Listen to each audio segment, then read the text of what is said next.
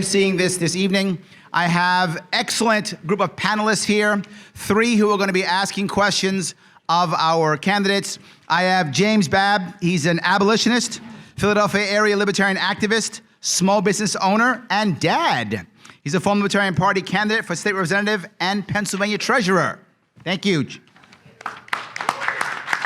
Yes. Yes. We also have James Bovard. He's denounced by numerous government agencies, and he's also a self-proclaimed a-hole. Self-proclaimed. He is one of the best and most prolific libertarian authors out there. He lectures. His political commentary targets examples of waste, failures, corruption, cronyism, and abuses of power in government. He is a USA Today columnist and is a frequent contributor to The Hill. He is the author of Attention, Deficit, Democracy, and 9 other books. Thank you. Woo!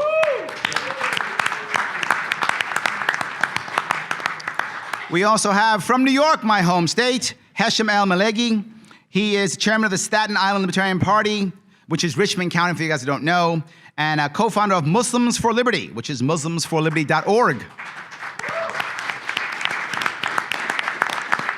He is the premier Muslim liberty organizer in the U.S. and the world. He was a 2013 Libertarian Party nominee for Comptroller of New York City and is the host of the television program Vantage Points with Hesham El-Malegi. Thank you. And of course, we have our 5 candidates. I'll just go in order from your right to left. Joe Jorgensen. Jacob Hornberger. Adam Kokesh. Vermin Supreme. And Ken Armstrong. The way this is going to work is each of the candidates will have 60 seconds for a brief intro. Hopefully many of you heard them earlier today, so they don't have to go that long.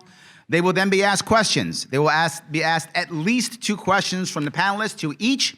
To each of them, they will have 90 seconds to respond. If the panelist wants a clarification, they may ask. If they want to, they may ask clarification. They will have 30 seconds to clarify a point. In addition, if they want to rebut, they have yellow cards they can throw out to rebut for 30 seconds or to add 30 seconds to their answer. In addition, if they're named personally, I will allow them a rebuttal, which will be 30 seconds. So 90 seconds to answer, 30-second rebuttal, questions from the panels. In addition, I also have 4 questions I'll be asking. There will also be a 2-minute closing statement. Any questions from the panelists? Any questions from the candidates? Excellent. Let us begin our opening statement. Can I please start with Joe? Good evening.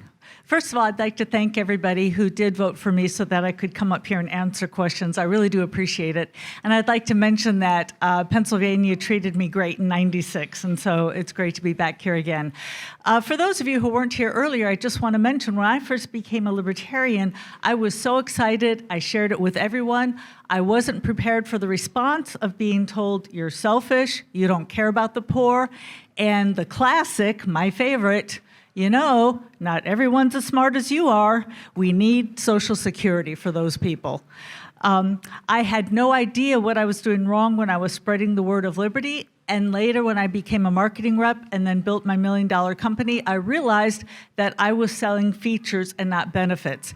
And we libertarians are so excited about the features of liberty. We love liberty for itself, in and of itself, that we forget about all of the wonderful benefits. And it's my job to go out and share the benefits in addition to the features. Thank you. Great. Next is Jacob. Thank you also for including me in the debate. It's a big honor, and I'm very appreciative. We have two ways we can go in this race for your nomination. We can play it safe. We can have Social Security reform plans, healthcare reform plans, reform the CIA, reform the drug war, legalize only marijuana. I say we go with boldness. Because when you play it safe, okay, you may get the 4%, 5% return. If you act with boldness, then you've got a chance for the big payoff. We could drop back to 1% or whatever, but the risk is worth it. Where have we gone in this party? We've never even elected a member of Congress. I say let's roll the dice and run a campaign that is based purely on libertarian principles and takes these Democrats and Republicans to account with our weapons, which are our principles, our ideas, and our sound ideas on liberty.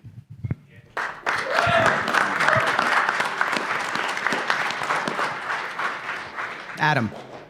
So as libertarians, we have to ask, how do we beat Cheeto Jesus, creepy, sleepy, gropey Uncle Joe, or that angry socialist who just wants every American to have their very own vacation home? Now, the federal government has become extremely corrupt, extremely destructive, extremely good at ripping you off, extremely good at, Epstein didn't kill himself, and it would be extremely irresponsible to keep it going. I am the only candidate in this race offering localization through a peaceful, orderly, responsible bankruptcy process that leaves us with 50 independent states and up to 562 sovereign native nations. A practical, principled, unifying plan that can unite all Americans around freedom. Localization is the cure for polarization, and that is how we win. Thank you. Next is Vermin.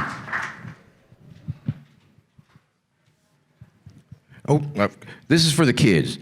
Kids are naturally anti-authoritarians, they are naturally nonconformists, and they naturally love humor. Kids want to change the world, and that is what kids and libertarians have in common. And I say if the kids don't learn about libertarianism from libertarians, they will be hearing about it from the socialists. These are scary times to be a kid, and we must present our vision for a transition to a post-state world. We need to explain how we will alleviate the suffering as we pull the rug of government out from under them in a way that makes sense. We must be able to demonstrate that we are a party of love and compassion and caring. I believe that we are, and I believe that we can. Thank you.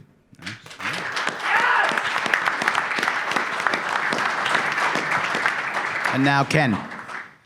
Hi, I'm Ken Armstrong, and I'm running for President of the United States because it's personal to me. I've talked to you before about my wife's Auntie Sachi, who was one of the Japanese Americans who was interred in a camp during World War II as a young woman.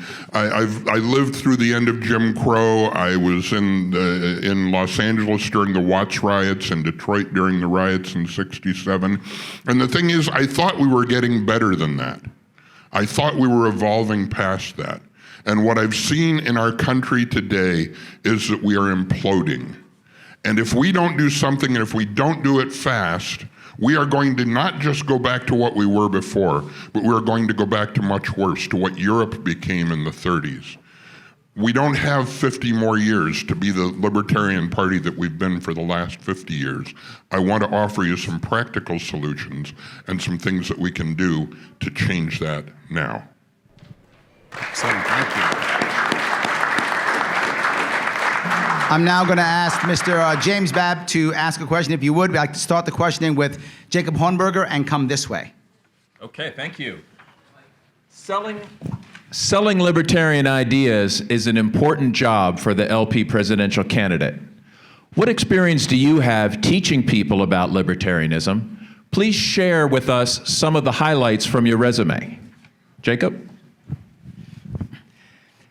Well, I started out in life as a lawyer. I'd been wanting to be a lawyer since I was a kid. My dad was a lawyer, and I spent this is one part of my background that libertarians hardly know, and I shifted worlds. But I practiced law for 12 years. And then I discovered libertarianism, and it shifted the course of my life. And I went to work I just decided to give up the practice of law and accepted a job at the Foundation for Economic Education. I was in my late 30s. And that was a foundation in New York that promoted libertarianism. And then 2 years later, I said, I want to start my own foundation. And that's the Future of Freedom Foundation, which I should emphasize does not endorse my candidacy, but that's what I've been doing for 30 years, advancing the principled, uncompromising case for liberty. And it's just been a life of great joy. I mean, I'm one of those people in life that loves to go to work every day. I can't ever even imagine retiring because going to work is just sheer joy for me. And so that's what I've been doing, essentially what I'm doing here, but in the educational arena. Same question? Yes. I kind of feel being being put on the spot here, asked to brag about our resumes is the very first question out the gate here, James. But I do appreciate the opportunity, and I think I share Jacob's sentiment and the connection to the work that we all do as freedom activists, as people standing up for justice. And I think in my career, I mean, if I had to point to what I mark as my biggest successes, the book that I started writing when I was in jail for civil disobedience in DC, Freedom, which now has over 250,000 copies in print and over 3 million downloads. My YouTube channel, and I've been told now that I have the most shadow banned channel on YouTube with the ratio of subscribers to views. But I think we all experience, as activists at one time or another, some kind of online censorship. Anybody ever see the videos from the Jefferson Dance Party back in 2011? Yeah? All right, so I know Vermin's a fan of that kind of performance art, but dancing at the Jefferson Monument when they told us we couldn't dance there, created a viral video because and I don't know if you could say what I was doing legally qualified as dancing by any definition of the word, just so people know what I was listening to was Put Your Back Into It. So it was a really, really interesting, beat in my head. But I got picked up by a cop, choke slammed onto the marble, and had his knee jammed in my ribs. And just having that viral video that has defined me as an activist in a lot of ways, and hearing the positive feedback from exposing the violent nature of government, that's been really satisfying to get that kind of pure feedback.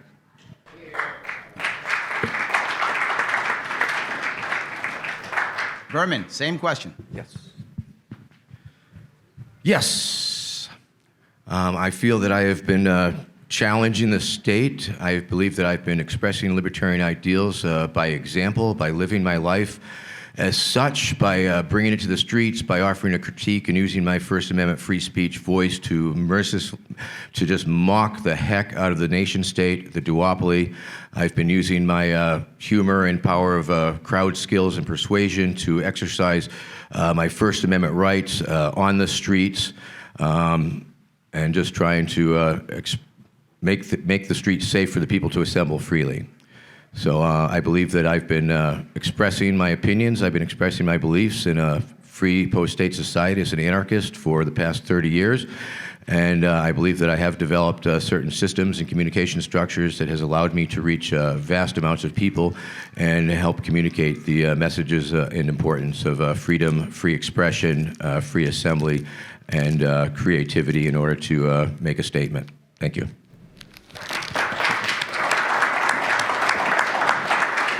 Ken, same question.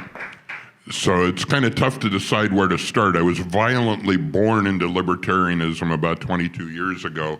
But what I think I'm proudest of is the last 10 months. 10 months and 1 day, as a matter of fact, when we hit the road starting this insane thing that we decided to do with this campaign. We've been to, so far, 47 states. We've traveled 43,000 miles by car, and then today a little bit by air. But we have visited thousands of people. We have touched countless of them, talked to them about the principles of libertarianism. Wanted to share with you one woman in Cincinnati who came up to me in a shopping center, and she said, "What can you do about my problem? I have a special needs child and my school district can't provide a school bus for me." And my first thought was, ma'am, I'm running for president of the United States. But it occurred to me, it is our job to reduce the impact of the federal government, the unfunded mandates that are coming out of Department of Education now onto the local school districts that are making them unable to provide the resources that they need in their own communities. The President of the United States does have an impact on the local community, and he needs to stop it. There you go. Nice. Joe, same question. So the question was about actually teaching libertarian ideas. First of all, I'd like to point out that I am a teacher by profession. I teach at Clemson University, still getting over a little football loss we had a little while ago. Now, unlike the liberals, however, I do not think that I should be up there teaching my philosophical ideas to students when they're the ones paying tuition or their parents are paying tuition. However, if there's ever a chance I can actually fit it into the curriculum, I do. So for instance, in social psychology, I taught about tragedy of the commons, and I pointed out that when the Soviet Union was basically starving all the people and they couldn't feed themselves, they finally gave in and allowed people to have private plots of farm, basically gardens. They said, okay, you can have your own garden. And it turns out that only 3% of the farmland, the privately owned farmland, provided 30% of the food to the country. So I pointed that out. I also explained tragedy of the commons by saying, you know what? We hear about elephants going extinct. We hear about tigers and so forth. That's because it's all on government property. You never hear about a farmer who goes out back and says, I'm going to shoot all my pigs today. I'm going to get a really good haul. Or I'm going to go shoot all my cows. No, because they have a vested interest. So I try to teach it where I can, and I've been teaching for 13 years. Excellent. Thank you. Jim Bavard, if I can get you to go next, and I'd like to start, if I could, this time with Ken Armstrong on this side and go that way. Okay, I'd like to ask each of the candidates to give a personal answer if there was some direct conflict that you had with a government official, with a government agency, with a government policy, something that helped shape your life, shaped your values, and made you who you are on this stage as a presidential candidate. And I'm so glad you asked that. I could start with Watergate, but I won't go back quite that far. I mentioned being violently born into libertarianism 22 years ago, so it's good that I get to explain that. I was a leader, an official in the Democratic Party of Hawaii. I was in a party leadership position, chairman of the Civil Rights Platform Committee, and a number of other jobs.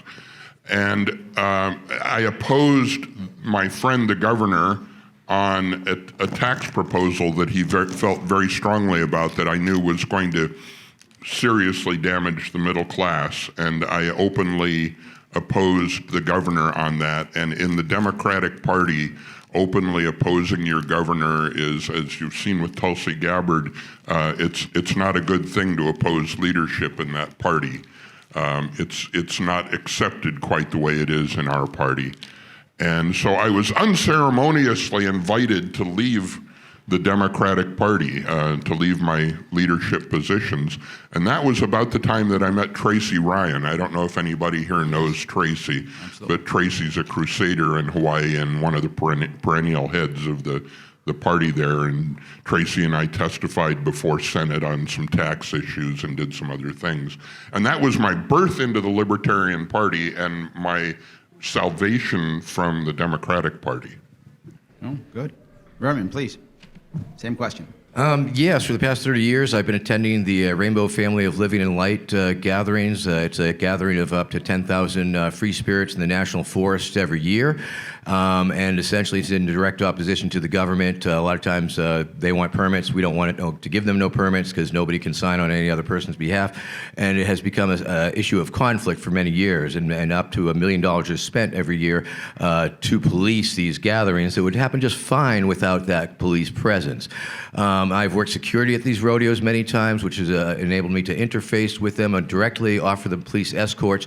I've walked half a dozen cops through the woods, through these hippie gatherings for an 8-hour shift, propagandizing them, trying to get them to understand and contextualize what they're seeing and keep them out of trouble and keep the people out of trouble. That is one of the many experiences that I've had with the cops. I've been able to bring that onto the streets and interface and confront the police on the streets in many riot demonstrations. I have found that there's a space between demonstrators and protesters, and I can command that space by jumping on into it and taking it over with my bullhorn and wits and comedy and releasing tension. I'll tell you a story about '96 when I was in at the Chicago Democratic National Convention, and a police officer came up to me. I was working the delegates as they were coming in, and the officer said to me, "Sir, I'd like to ask you to move." And something clicked, and it occurred to me that I could simply respond, "Well, thank you very much for asking, sir, but I'm very happy right where I am." Nice. Adam, same question. Well, for me, like so many other libertarians, trying to name my favorite run-in with the state is like we're that couple from 19 Kids and Counting trying to choose our favorite child. And I've had so many powerful, formative run-ins with the state. I've heard so many stories, and I've gotten to tour for years and ask libertarians all over the country, how did you become a libertarian? And there's so many stories where, as victims of the state, we are motivated.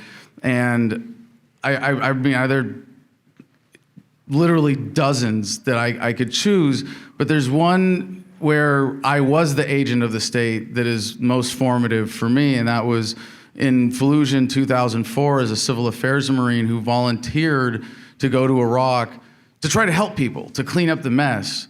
I was ordered to torture detainees, to do sleep deprivation torture.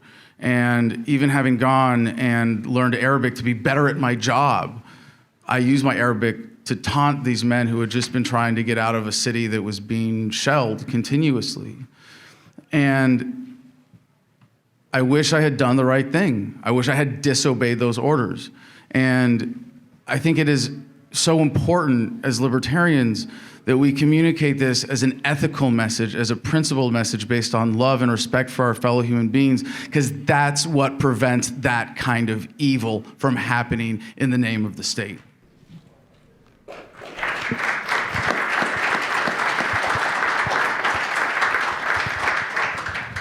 One Saturday night when I was practicing law, I got a call about 3 a.m.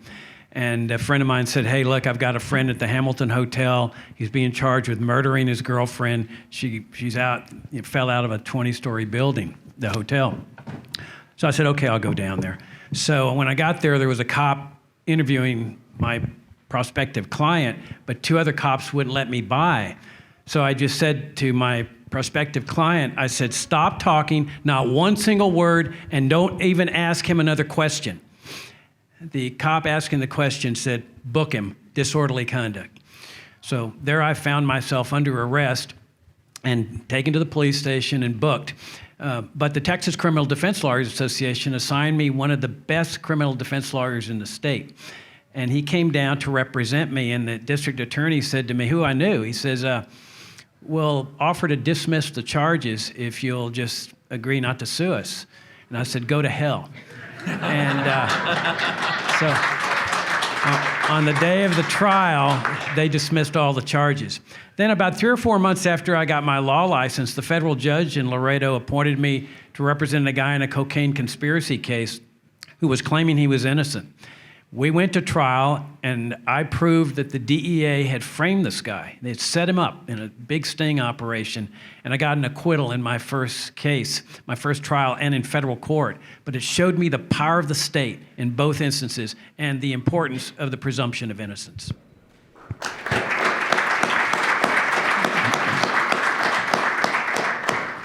Well, fortunately for me, but unfortunately to answer this question, I was a natural libertarian and I had already pretty much formed my ideas before I was old enough to come in contact with the law. So I'd like to point out something that happened in my childhood that kind of led me to this line of thinking. When I was in second grade, and let me point out, I've always been pretty good in math. I've got my PhD in science, and I was wearing a green dress that day with big pockets. And we were having, like instead of a spelling bee, it was a math bee, and they were asking us questions. And the teacher said, somebody pointed out in the room, hey, she's got her hands in her pocket. I think she's cheating. And the teacher said, So what the teacher did is she put it before a vote in the class. And she asked the second grade class, how many of you think Joe's cheating? How many of you don't think that? And, by the way, I was not cheating. I didn't even know how to count on my hands. So the class voted that, yes, I was cheating, especially since I was in first place. But all that did to me is, first of all, it made me learn to start counting on my fingers, because I thought, well, if I'm going to be accused and charged with it, I'm going to do it. But secondly, it made me realize that this is not justice. So when I joined the Libertarian Party and I heard that the definition of democracy is two wolves and a sheep voting on what's for breakfast, I completely understood. Excellent, thank you. Before I want to grab one question that came in from the actual candidates. I want to start this one with Adam, if I could, and come this way. What is your stance on education at each of the three levels, federal, state, and local? Well, considering we're running for the office of the president and taking on that federal authority, I think that's the most important. And my position is extremely clear. Abolish the Department of Education.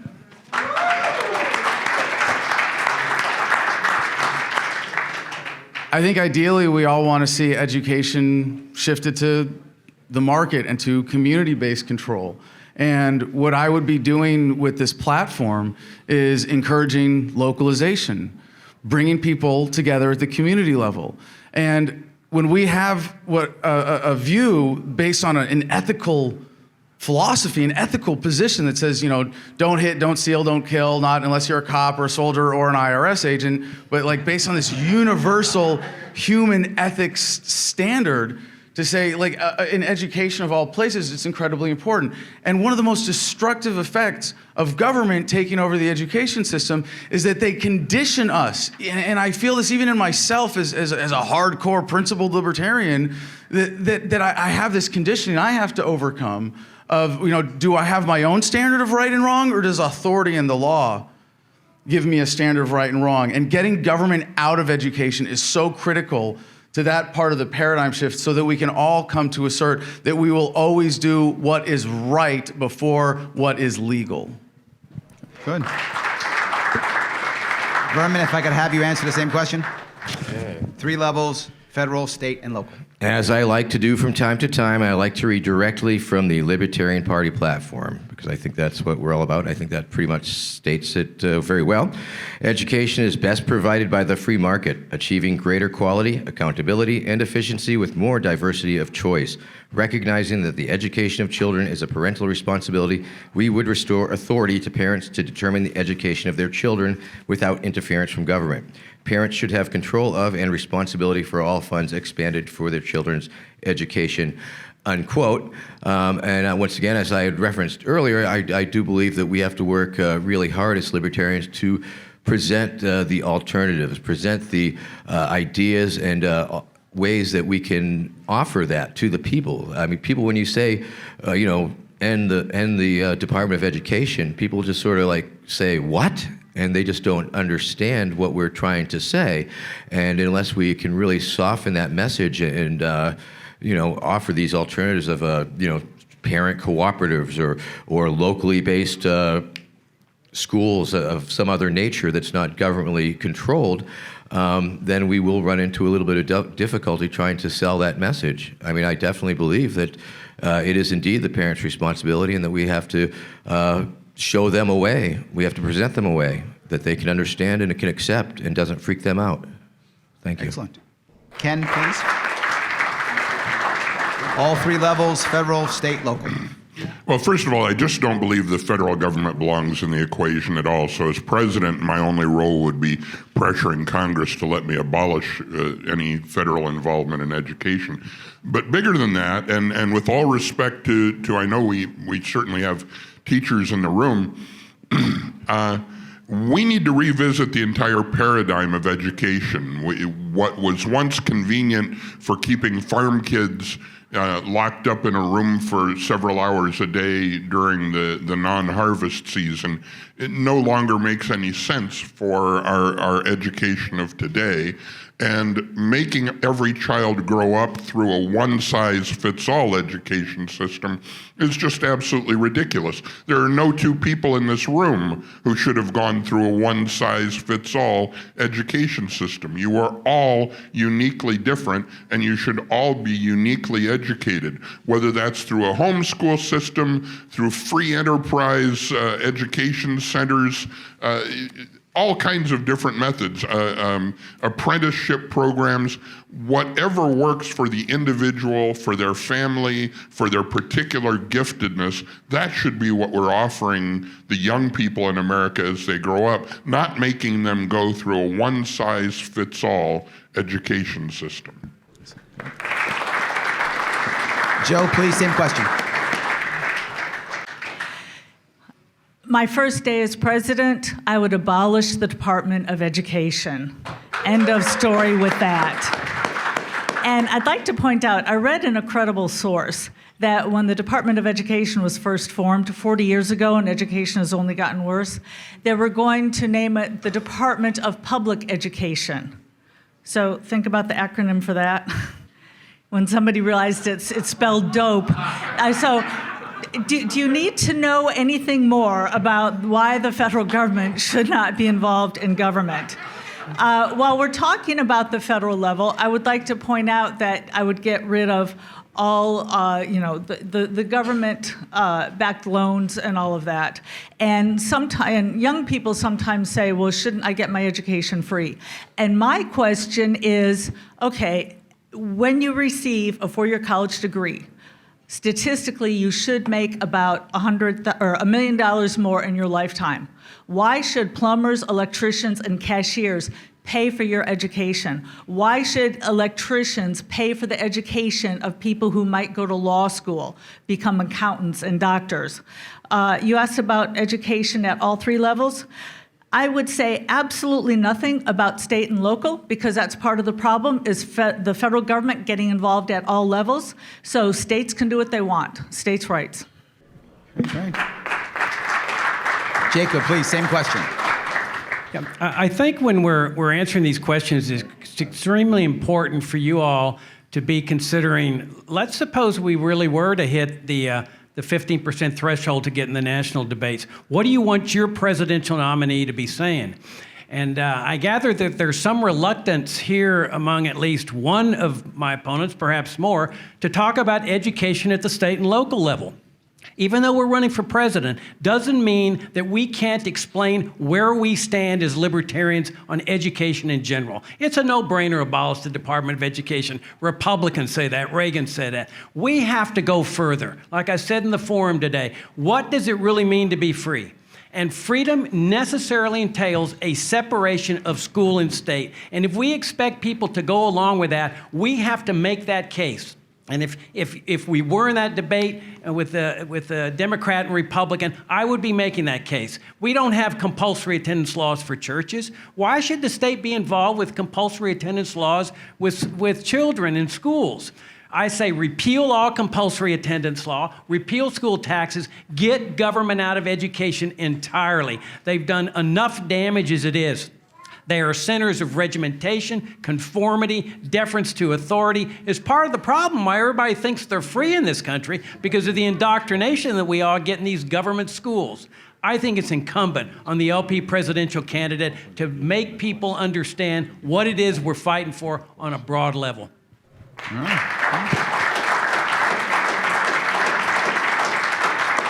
Hesham, if you could ask next question, I'd like to start with Vermin Supreme, please, and go that way. Awesome. First, a correction. I'm no longer the chairman of the Staten Island Libertarian Party. That was from the last debate. That's right, yes. I was sitting at the same seat 24 years ago. There you go, yes. So this question is about immigration. President Obama was nicknamed the deporter-in-chief. President Trump has concentration camps at the border right now, where the latest thing is they issued a rule to collect DNA samples from hundreds of thousands of the so-called illegal immigrants. I want to hear you talk about your approach to immigration to begin with, like the whole approach, but specifically, what would you do about those camps at the border? Reverend, if you could start, please. Once again, of course, I would turn those concentration camp into fun-centration camps with water slides for the kids.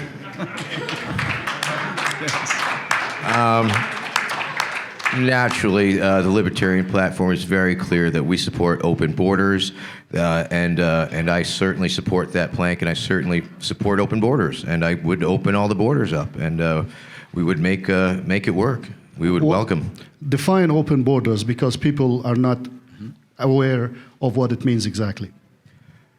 Borders that would welcome all immigrants and anybody who wants to visit the country. Minimal border control, minimal border agents, certainly no ICE, abolish ICE, get rid of that mess, and let the people come on into the country and welcome them and help them settle. James, Yes. did you want to ask a follow-up? Is that what you were asking me? Yes, I was going to ask a follow-up, but first let's get everybody to answer the first question. Wonderful, great, good. Yeah. Okay, Adam, if you could take this one now. Same question. Well, first of all, this open or closed borders is a very statist framing of the debate that we as libertarians have the way out of. We don't even have to play their game on that basic premise of the question.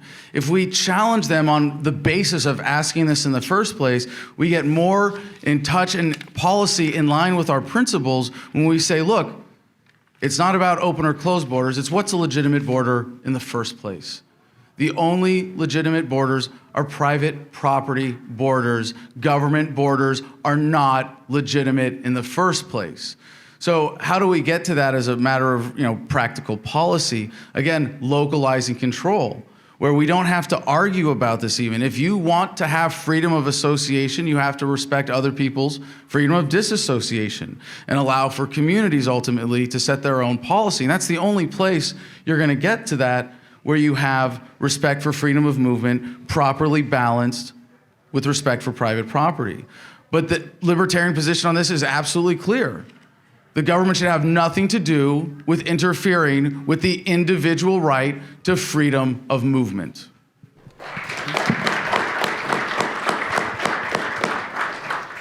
Yeah, I grew up on the border, on a farm on the Rio Grande. We hired illegal immigrants. I worked out in the fields with them, the hardest working people I've ever seen. We have a system that's based on socialism. It's a central planning system. That's why there's chaos in it. Ludwig von Mises called it planned chaos. And in order to enforce this system, they've brought a police state in the American Southwest with measure after measure after measure. Highway checkpoints for people that never even enter Mexico. Roving Border Patrol checkpoints. I was victimized by one of those in high school. Guy just stops me and says, open up your trunk. You've got criminalization of harboring or transporting or helping illegal immigrants. A Berlin fence under Obama, a Berlin Wall. I've been in these detention centers. When I got home to Laredo after I got my law license, I went to the federal judge, who is a friend of mine. I said, I want you to appoint me to represent illegal immigrants for free. And so I've been in those detention centers. They remind me of a Nazi concentration camp. This party has always stood for open borders, and that means no minimal control. We don't have minimal control on the open borders domestically. It means people free to cross borders peacefully, not trespass onto private property, but free to cross a bridge, be on a government road, and go get a job from an employer who wants to hire them. This party stands for humanity, for humanness, and it's one of the greatest positions this party has ever taken in its 49-year history.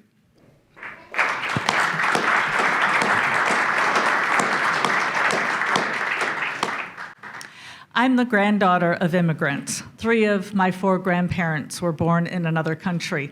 And one of the things I enjoyed doing when I was younger was hearing my grandmother tell me about the old country, which for her was Denmark, by the way.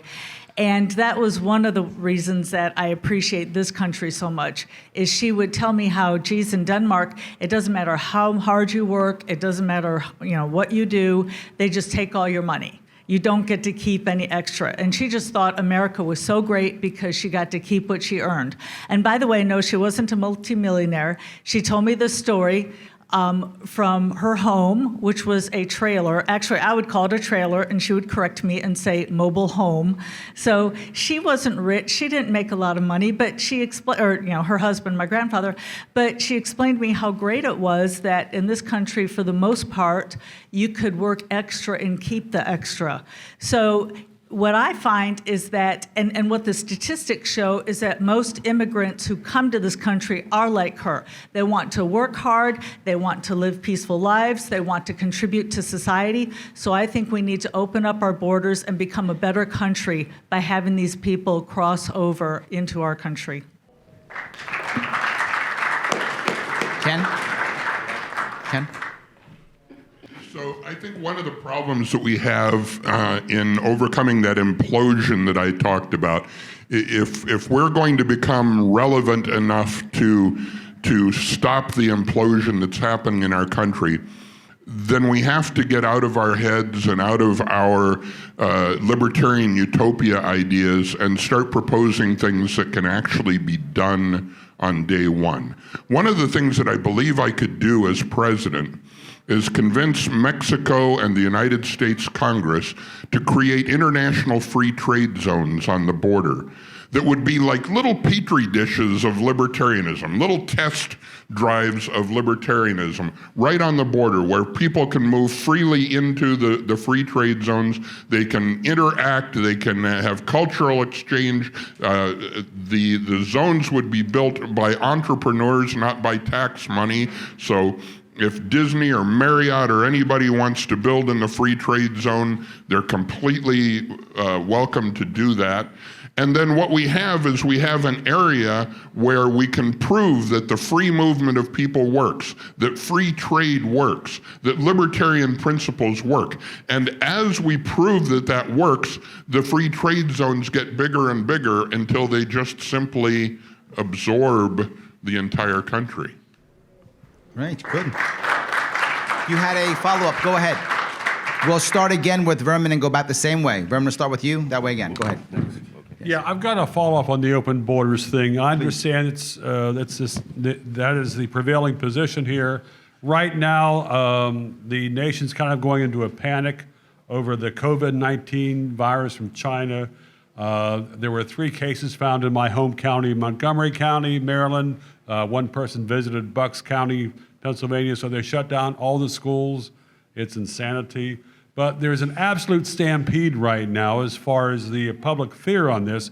How is it possible to reconcile open borders with public health on a crisis like this? I don't know. There we go. Thank you. All right. Adam.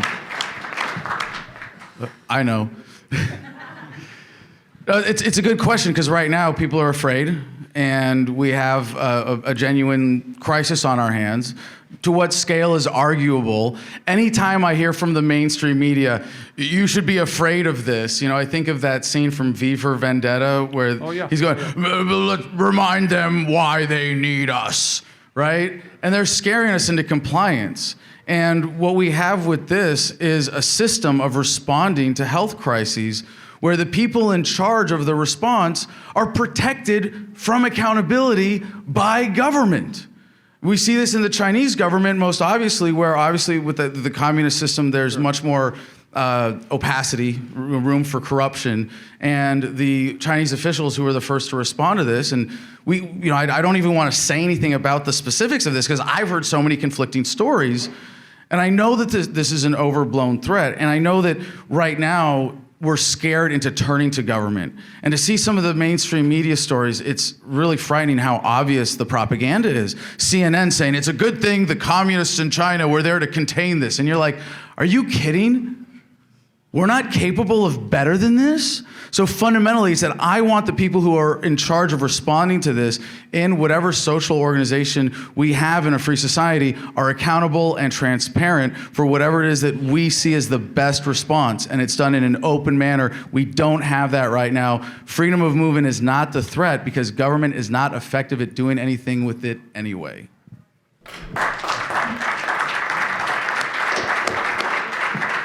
One of the fascinating aspects of this phenomenon is what's happening here domestically here in the United States. We have open borders here. There's outbreaks in Washington State. There's outbreaks in Maryland. You don't see people in Texas saying, we're banning all travel from people from Washington and Maryland into Texas. And everybody's just accepting that this is a crisis, that this is part of the life process. But nobody here domestically, what I find fascinating is that they're not saying, let's have a police state here to protect us from it. And it seems to me those same principles can apply internationally. But you'd have to still address this kind of crisis, even if you have a system of open borders. You may come up with a different proposal, quarantines or whatever, but you don't have to destroy the freedom of the people in the process. I want to take an issue in the balance of my time with Ken Armstrong's answer. I don't like this idea of petri dishes. Liberty is not a privilege. It's not an experiment. People either have rights or they don't. And if a person has a right to pursue happiness by crossing borders to seek a better life, that's his right. And under his system, you would have a police state north of this enterprise zone. Right now, you have checkpoints north of Laredo, 40 miles north of Laredo. It's surreal. You think you're coming into Mexico, coming into the United States from Mexico. You would have all that police state they'd have to move the Berlin fence and the Berlin Wall over to the northern border of his enterprise zone. That's not freedom. Ken, you were mentioned. You don't need to use yellow card. Please rebuttal, 30 seconds. So the simple fact of the matter is, we have people saying, when I'm president, I'm going to open the borders. I call BS. You're not going to do that. You can't do that. You don't have the authority to do it. You would be impeached if you tried to do it. So the only way that we can do it is to incrementally show the people that we can make this system work and then expand that system as rapidly as we possibly can. Excellent. Good. Thank you. I want to go back to the original question, which is regarding what Mr. Boulevard Sure, said yeah. regarding the virus. Please, Joe. Yes, so you mentioned public fear, and that's a good term because what we have right now is media and the government kind of whipping everybody up into frenzy. Is the coronavirus 20 times more deadly than the flu? Yeah, but it's still only 2.3% deadly, and what we're seeing is that's mostly from people in poor parts of the world with poor health, who are older, who live in poor air quality. We have a much better environment. Now, we don't know what the percentage is going to be, but the thing is what they do is they tend to take out a few things and blow it all out of proportion. So open borders do mean open borders. I would not, restrict access because of that generally. Now, what we have right now is we keep most people out and just let a few in. I want to flip that around and let pretty much everybody in, except if there's somebody that we know that has a deadly disease, okay, maybe keep one or two out that we know, but in general, we're really not going to be able to spot that ahead of time, so that's somewhat impractical. But last, I think, two things. First of all, we need to look towards the medical community. People in the government are not doctors. And secondly, usually anytime the government comes in to fix something, it's too little too late. The problem is already passed by the time they start. So government just doesn't fix it. Ken? The question is regarding the coronavirus. So Rahm Emanuel tipped the government's hand years ago when he said, don't waste a good crisis. And the government loves a good crisis, and if they don't have one, they'll create one. And it's been said here, it's been pointed out, I don't want to minimize the difficulty that people are going through with this. It really is very, very difficult for a lot of people. But on the scale of epidemics, it's a weak epidemic. I think we can fight it through education, and I think that the worst thing that we can do is to panic people as a result of something that really isn't nearly as bad as the government would like it to be. Excellent. Good. I want to ask one more question if I could. I'm going to start with Joe if I could and come this way. What did you do when the U.S. responded to Iraq's WMD threat by invading? What did I do? Yes. What did you do? Did I march in the streets? I don't know. Did you? I'm asking, what did you do? I did not march in the streets. However, anytime that there's, let me point out, my proposal is to bring all of the troops home and turn America into one giant Switzerland, armed and neutral. I'm not suggesting we be pacifists. I do want to protect our borders. However, when we go everywhere else in the country and we prop up dictators and we get involved where we shouldn't be, we make our lives less safe. So anytime something like that happens, I use it as a teaching tool to maybe point out to my friends how U.S. involvement, or even, sometimes I'll ask the president, what do you think of this country, or what do you think of that country? I really think that the more we stay out of other people's lives, the better it is for us. So I did not march in the streets. However, it's a great teaching opportunity. Great. Good. Jacob, same question. What did you do when the U.S. responded to Iraq's WMD threat by invading? We opposed it. I mean, we were opposing invading Iraq from the very beginning, and we were assuming that they had WMDs. And we said, Can I ask who we is? The Future of Freedom Foundation. Thank you. We're, my educational foundation, which I emphasize isn't endorsing me, but you can get a sense of the work we've done there. Me, as the president of the organization, we've opposed foreign interventionism from the very beginning as a principle. Notice that there's no invading army on either coast. And there's no chance that Latin America is going to invade the United States. There's no chance that Canada is. All of this stuff that's going on there, Iraq, Afghanistan, Syria, Libya, is all to let the Pentagon and the CIA engage in foreign interventionism. So we wrote articles. I wrote articles opposing the invasion. After 9/11, I wrote an article like 2 weeks later that said, is it too soon to address foreign policy? Because it was those interventions in Iraq that gave rise to the terrorist threat. This is what Ron Paul pointed out in that famous debate where Giuliani took him to task, that we've had this war on terrorism and all the destruction of our liberty just for the sake of foreign interventionism. We said, look, whether there's WMDs or not is irrelevant. Don't intervene. Don't intervene there. Don't intervene in Afghanistan. Just bring all the troops home and stop this destructive cycle of violence. Good. Adam? Well, Larry, as a fellow Marine, I was in the reserves at the time in college. And, it's actually kind of a backwards story for me because I was against the invasion. Mm-hmm. I actually did march in the day of student walkouts in February of 2003. I was there. I was a part of that. And I didn't question the fundamental narrative of the government in the justification for it. And I just saw like, hey, this is bad policy. Like, I don't want to go fight for that. Like, as a Marine, like I might get called up. This is kind of personal. But I didn't question enough. And that's why I ended up volunteering to go, because I thought that what we were doing was cleaning up our mess and responsible foreign policy, and naively assumed that the engineers of the policy had the same good intentions as myself. And eventually this led me to being full-time with Iraq Veterans Against the War and organizing a peer support group called Homefront Battle Buddies for veterans with PTSD out of the IVW House in Washington, D.C. And I'm just going to take this question as an opportunity to bring up veterans and military suicide, because this is a national embarrassment that has just been ignored for way too long? And the answer is really simple. Privatize the VA.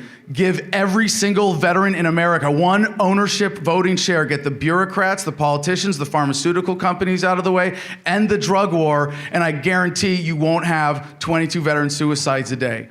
This is the only party that has the answer to this question, and we need to own this and be the party of veterans.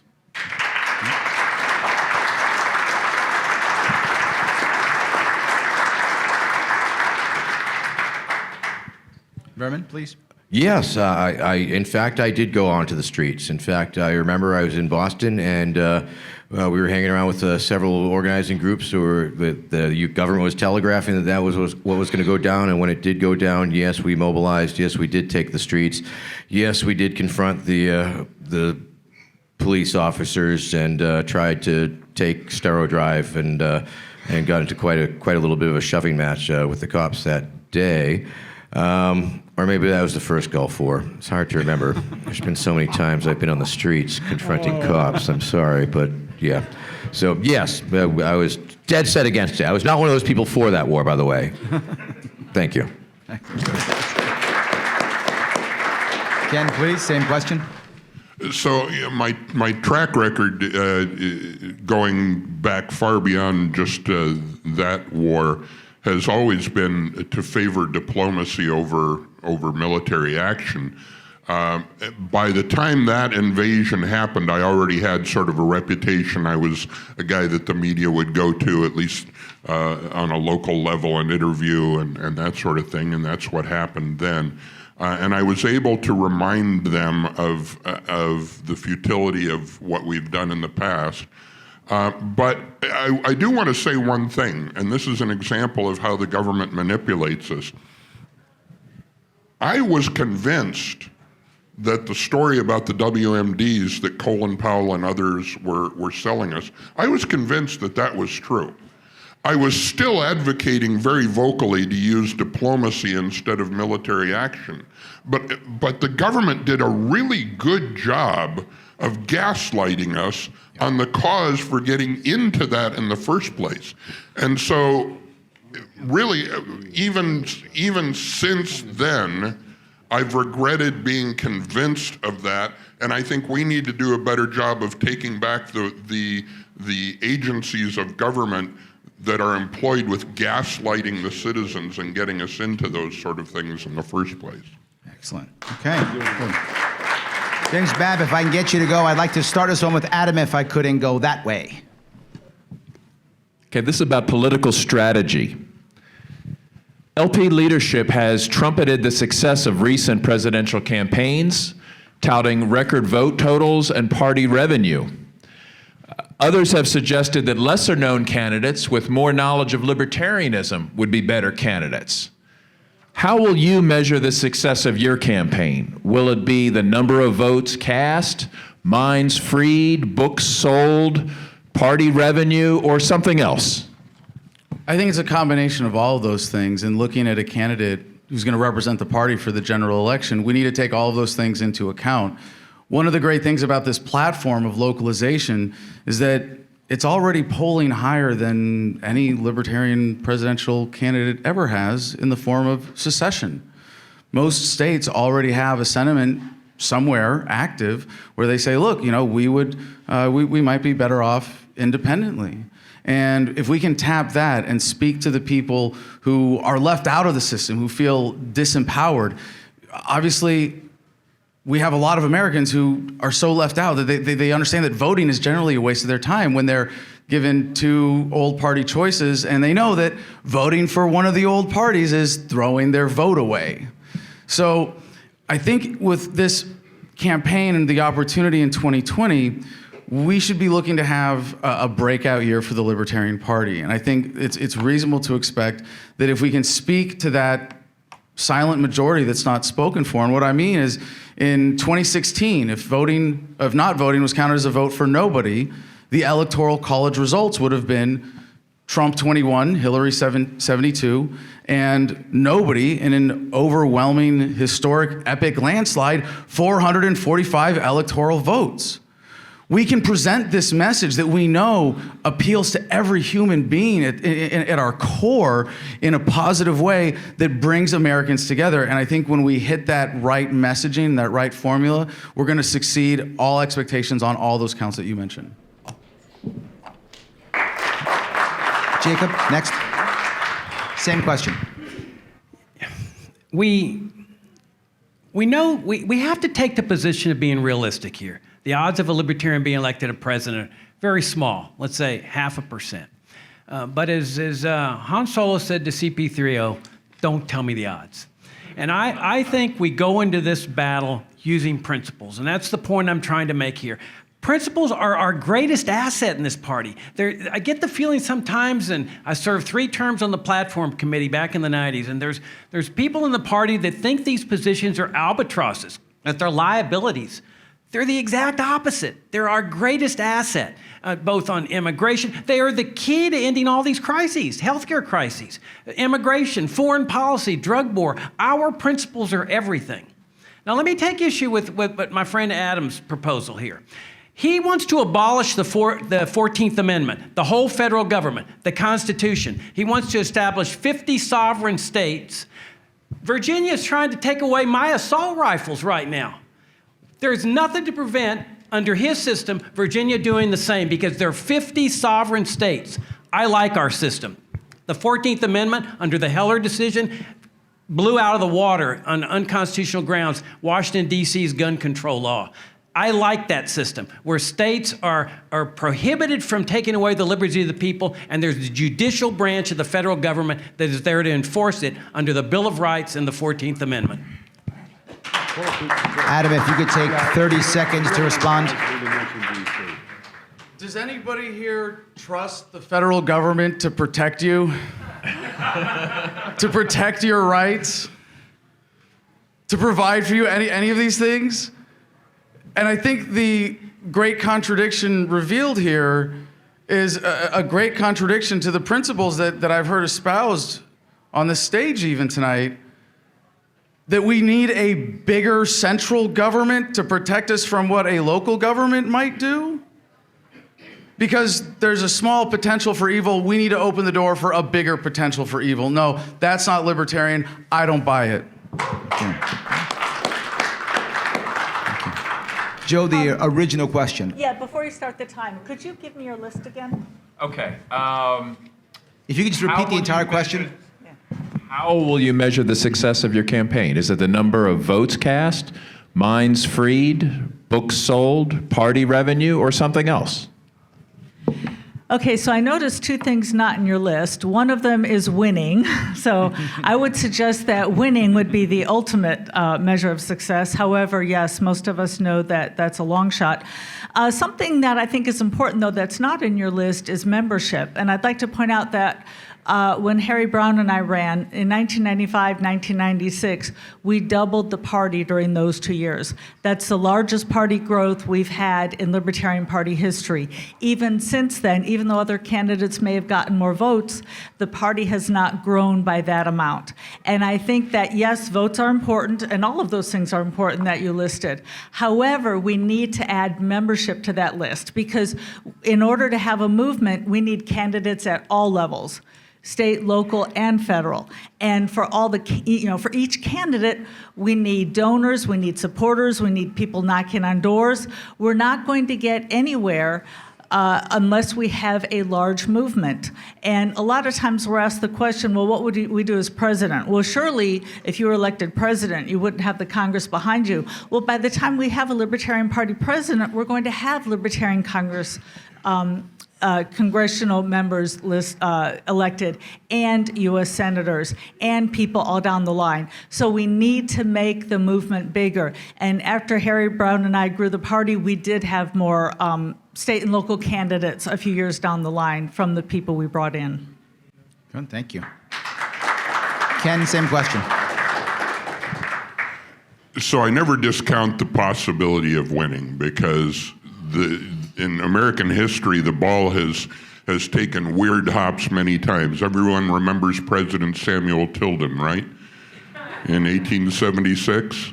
Samuel Tilden won the election, and the courts gave the election to Rutherford B. Hayes. So the ball can take weird hops. Richard Nixon was one of the least popular presidents in history, prosecuting a war that the American people hated, and he carried 49 states because McGovern was just that bad a candidate. If we had run a libertarian, meaningful candidate in 1972, that would have been the first libertarian president of the United States. So those things are possible. So the thing is, I want to remember, what office did Martin Luther King hold? Was he president? Congressman? Reverend. Senator? Reverend. He was reverend. He was a citizen. He was a private citizen. Ditto Rosa Parks and so many other people who've made phenomenal changes in our country because they stood up and used their voice and educated the American people. Yes, I want to be your 46th president. I want that. And I do believe it's possible. But if I'm not, I'm still going to stand up and use my voice. We have to stop the implosion.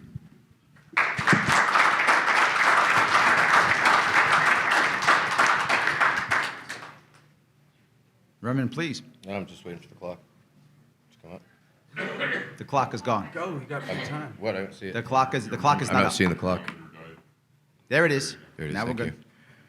I like the premise of your question because it does imply that success can be what we determine it to be. And I believe that the offer that I'm putting out on the table as a candidate is certainly one of the more unique and perhaps risky strategies that the Libertarian Party can put forward. But I also believe that it has an amazing potential. And I can only really gauge how real it is by the people who are working on my campaign, by the very large number of principled libertarians who do believe that Vermin Supreme candidacy is the way to move forward.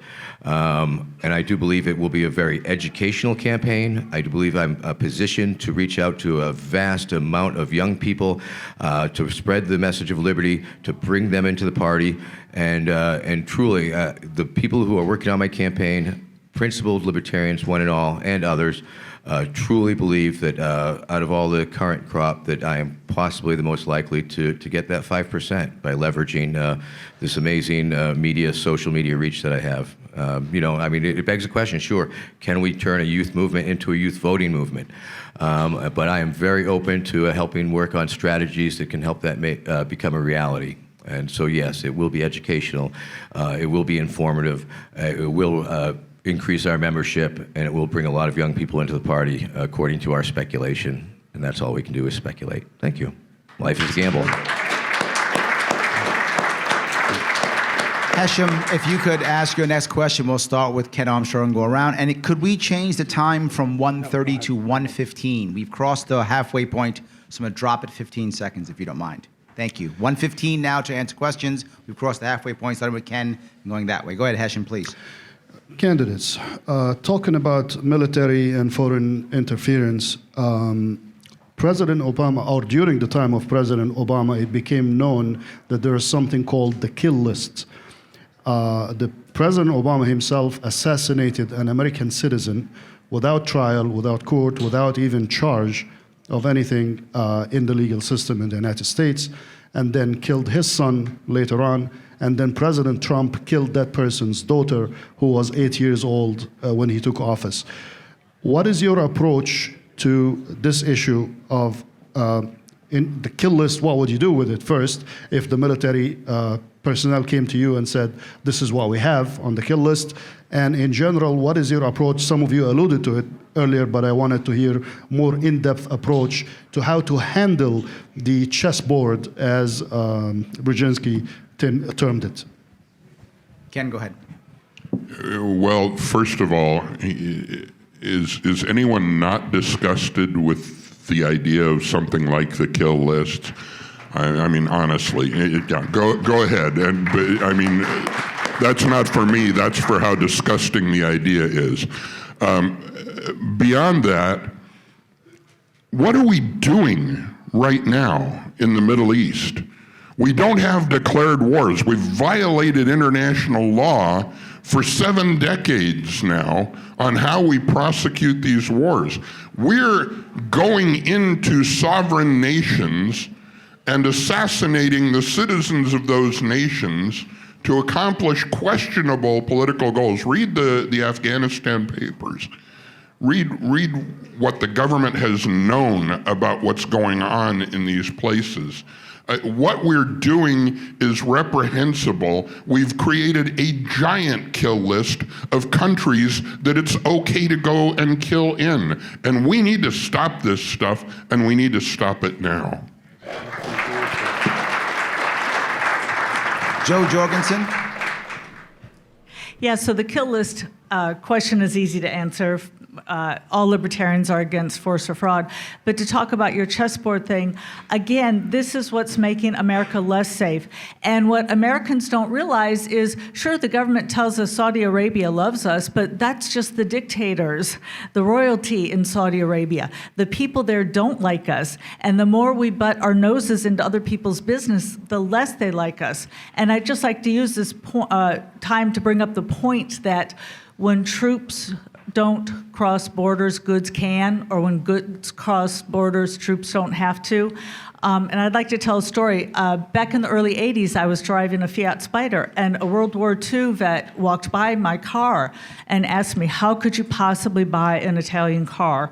Now, of course, I didn't want to say anything negative to him. I'm grateful for his service. But my thought was, well, you know what? If we buy cars from Italy, they're not going to bomb us.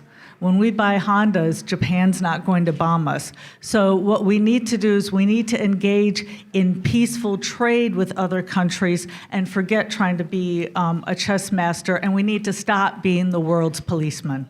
Nice. Your timer is off again. Your timer is off again. Thank you. I echo both what Ken said and Joe said. I'm not sure I could say it better, but this is state-sponsored murder. That's all it is. And this power is not just limited to foreigners.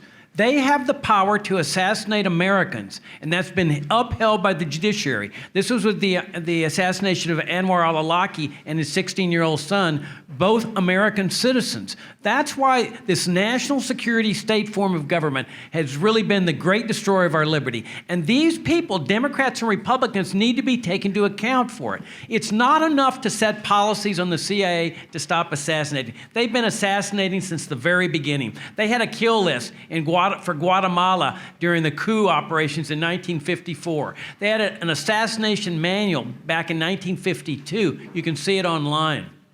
We have to think in terms of a higher level of dismantling this national security state form of governmental structure and restoring a limited government republic with a basic military force. Because there is no way that you can reconcile a free society with a national security state. North Korea is a national security state. So is China. So is Cuba. And post-World War II United States. The key is to restore a limited government republic to our land, and then you get rid of all these sordid dark side activities. Excellent. Adam.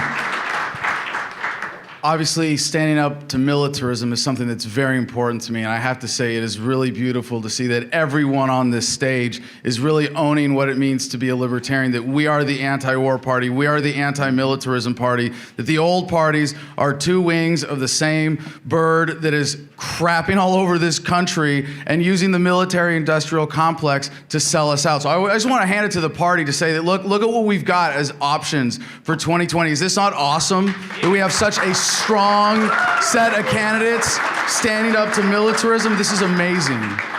Now, to answer the question is real specific policy here. With localization, what we get to do is take one big step closer to the founders' vision for this country of a decentralized, militia-based defense. And as passionate as the other candidates have been on this issue of militarism, and I've heard talk of dismantling, I'd like to hear more practical policy and how that's carried out.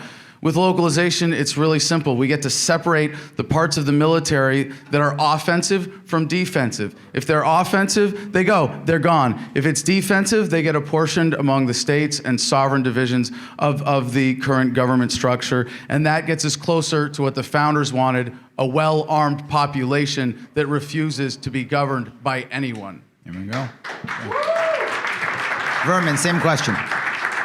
Well, once again, I think the important thing to remember is that the people on my kill list would be killed by cute, fuzzy pony drones, so it would be much more acceptable. But on a more serious note, I am reminded after the Chernobyl disaster, the United States saw fit to ship over hundreds of gallons and thousands of gallons of milk to the Russians in order to help them out there. And the Russians, in addition to accepting it, took offense to it, and they responded by sending hundreds and thousands of blankets to New York City because they had heard that there was a homeless crisis there. So I would like to see a little bit more of a humanitarian warfare, if you will, whereby we maybe perhaps see shortcomings in the other society and throw blankets their way if they need them. Nice. Right. I'll basically a programming note, guys. You are going to see small sheets of paper come around. Those are for the straw poll after this is over. Once this is over, please write down the name of the candidate who you think you're happy with now, who's won the debate. We'll take the straw poll afterwards. So please wait. Take those pieces, write down the name of one of these five, or NOTA, obviously. NOTA is always an option, Libertarian. NOTA or any of these five once it is over. I'm going to ask one more question if I could. I'm going to start with Jacob and go this way. And the question is, how do we know that investing in you as the nominee is a long-term investment in the party? Well, I don't think you really know that until you try. And what I'm proposing here, as I said earlier, is something that's high risk. We could play it safe and try to get the 5% that we talked about here, 3.5% to 5%, 6%, and run a candidate that's going to be advocating reform of Social Security, reform of Medicare, reforming the CIA. I think it's time in this party. We've been here for 49 years. We don't even have a member of Congress, and we haven't even gotten close to that. I think it's time to roll the dice here and take a high risk. And what is that high risk? It's running a campaign. Jacob, hold on one second. Hold on one second. Guys in the back, please relax with the conversation. Make sure everyone is hearing this. Thank you. Keep going. Thank you. Yes. It's high risk. Running a campaign that's based purely on principle, that we go against Donald Trump and Joe Biden or Bernie Sanders and hit them hard, put them back on their heels and try to break through their lines and do some serious open field running. And we do that with our weapons, which are principles and ideas and sound ideas on liberty. And I think that this party has the destiny of leading this country to the freest, most prosperous, peaceful, harmonious society in history. And I think we can do some serious open field running by running a campaign based on pure libertarian principles against both of these parties that have destroyed our liberty and our prosperity. Joe, please. Yes, I do have a track record. As I mentioned, I was the 1996 vice presidential nominee, and Harry Brown and I doubled the party growth. And as I've been going around the country, everywhere I go, I have somebody come up to me and say, you know, I'm a libertarian because of you. I came and I saw you speak, you came to our college, and thanks to you, I'm in the party. So I think I've already made a long-term a long-term payback to the party in that there are many people still around because I was in the party. And that's what I intend to do going forward. Secondly, I was in a third-party debate in 1996, and I was told I did fairly well. And so if you'd like to see how I would perform in a debate, not with other libertarians, but when put on the spot, I believe it's at my website, which, by the way, is joj2020.com. You can go to C-SPAN, and it's really hard to find, but I think we might have a link to it on our site. Excellent. Great. Good. Ken, same question? Oh, okay. How do we know that investing in you as the nominee is a long-term investment in the party? Well, I kind of, when Larry first asked the question, I kind of thought of playing on your heartstrings a little bit and emphasizing just how much I've sacrificed for the last 10 months and maybe even pipe in a little violin music in the background to get you in the mood for all of the sacrifice. But here's the truth of it. What I've been doing for the last 10 months has become a passion and an addiction for me, and I don't think I can ever stop doing this, regardless of what happens in May and November. go. Good. Vermin, same question. I believe I'm a very useful recruitment and educational tool to the party itself. I believe that is the case currently. I believe that will be continued the case going forward, whether or not I am the nominee. But if I am the nominee, boy, howdy, are we going to have some fun? So, yes, I will say in the long term, because my audience is constantly replenishing itself. The young people keep coming up. I mean, they teach me in the high schools, for goodness sake. So there's this, every 4 years, more kids come my way. And since I become a famous TikTok star and all that good stuff, the kids just keep on coming. So, yeah, I believe that I'm a very useful recruitment and educational tool to the party in the future. And the synergy between us as candidate and party could be absolutely amazing. Thank you. Excellent. Good. Adam, same question. Well, I think you can know before you try, and I don't think that it's high risk to run on principles. I think we should be looking for someone who's going to run on principles that build the movement and build the party for the long term. I first became a lifetime member in 2004 when I could first afford it, right when I got back from Iraq. I took that government money and I gave it to the Libertarian Party. And I've been active since then.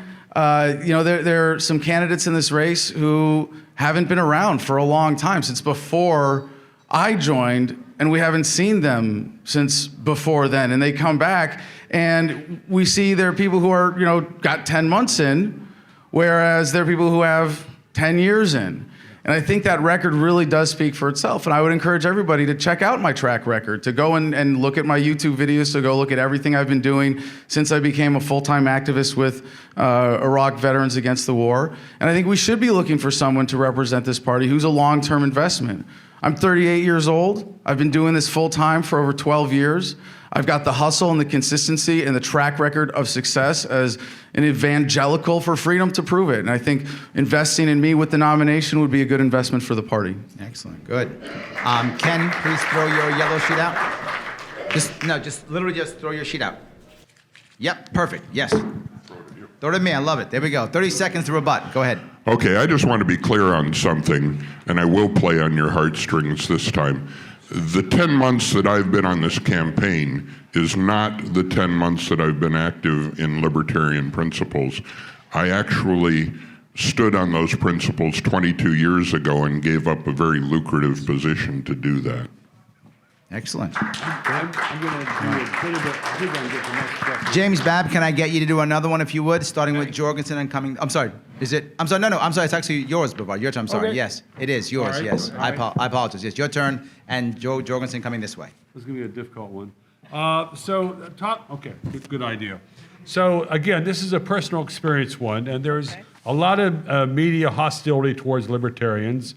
Some of the candidates in the past have gotten a lot of cheap shots, and I would like if you can tell us about the worst media or the cheap shot or the most vicious treatment that you received personally and how you dealt with that and what you might have learned from that, and make it nasty. Make it nasty. Well, I'm not going to lie, but yes, I'll try to put it in a negative light. So when I was running for U.S. Congress in 1992, and by the way, if you don't mind my adding to the party investment, I'd like to point out I was Greenville County Chair, South Carolina Vice Chair. I've worked at fairgrounds. I've collected signatures in other states. So I've done everything top to bottom. But when I first became a candidate, I was on a local talk radio show. And I was under the mistaken impression that I was there so we could have an honest, open dialogue, an honest, open debate. It's and talk radio. I know. Well, I didn't listen to talk radio back then, so I didn't know. I thought, great, somebody who likes politics. We get to talk politics. So, I show up with a couple of my little note cards, and it was one have you stop beating your wife question after another. And I walked out of there like, okay, what just happened? And so I learned that basically, here's one of the problems. Libertarian candidates tend to be too nice. They go in, they try to be really nice, answer the questions that are put before them. They need to come in with an agenda. They need to say, here are my topics, here's what I want to talk about, and here's where my campaign is going. Excellent. Jacob, please. I think it had to be when I wrote an article on questioning the atomic bombings of Hiroshima and Nagasaki and saying that it was a war crime. They were targeting civilians, and that it was no different from William Calley in Vietnam shooting all those women and children in the villages and so forth. Well, there was a Virginia newspaper who published the article, and they were so inundated with hate mail that you can't even imagine that. And so the editor forwards it to me and says, would you like to respond? And I mean, I have never seen such vitriol in all the time that I've been advancing liberty. But I think that's incumbent, that's part of the process here, that you stand for principles and you take the flak, and then you continue to stand for principles. Don't let them maneuver us or manipulate us into adopting their positions. And I've seen this in other areas, like open borders. Well, we have to get rid of the welfare state first. Nonsense. We never should permit them to manipulate us into joining their positions. Okay.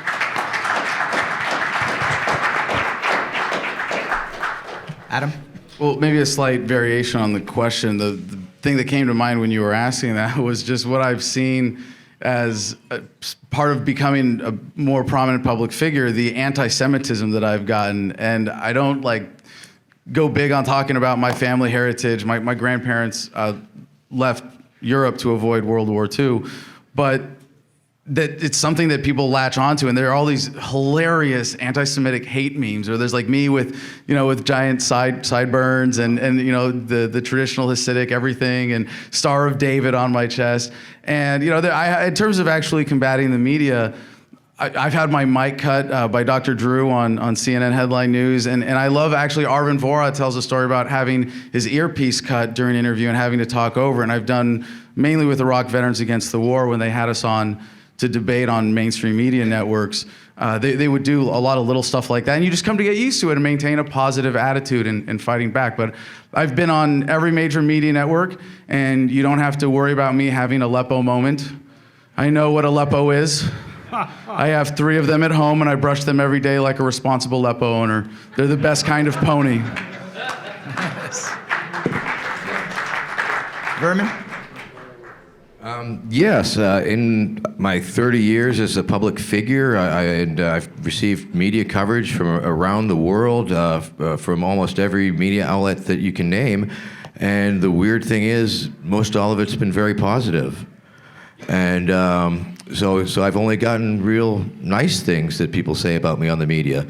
Now, of course, since I've joined the libertarian race here, the social media is a totally different situation, and I've been getting lots and lots of hate and vicious slander and vitriol and all sorts of terrible things coming my way by people, once again, people who I understand have reservations and concerns about my candidacy, but they go beyond that and get into all the personal attacks and stuff.